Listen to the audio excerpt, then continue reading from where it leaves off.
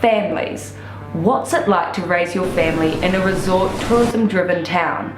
We talk to postnatal groups, young mothers, help services and schools. I call this piece Raising Your Kids in the Wakatipu.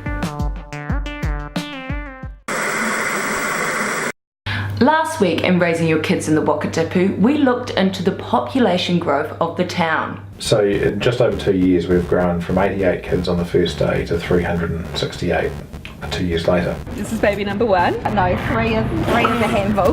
We are experiencing a lot of new families coming in. That's happening with the building boom, and of course our tourist numbers are up. Yes people, we are getting busy and there's more and more people coming into town and raising their families here.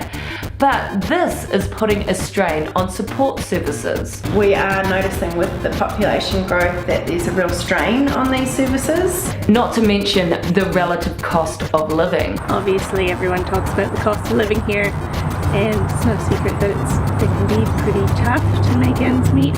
It is a struggle for families if they're on a fixed income. Lived here around 15 years, and you do see from time to time people coming and going because ultimately they can't afford to stay. This week, we're diving into one of these strained support services. So services in the area, you don't think that there's enough of them?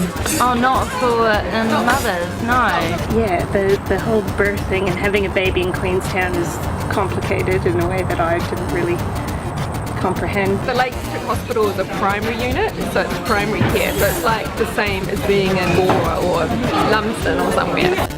But for the population that we've got here, they're probably not sufficient. There's no C-sections, there's no, obstetricians or anything like that. It's pretty basic birthing unit is what they call it. There's a very high burnout rate with new midwives. It's about 40%.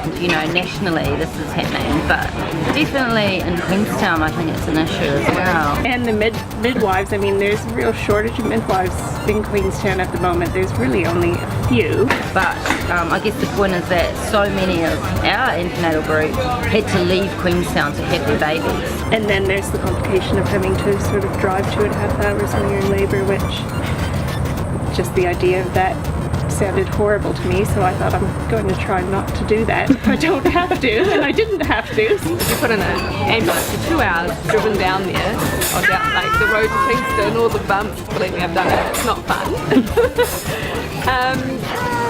So I think there's a bit of an imbalance there. So talk to me about the decile rating, because I feel like not a lot of people quite understand it. So how does this decile system work?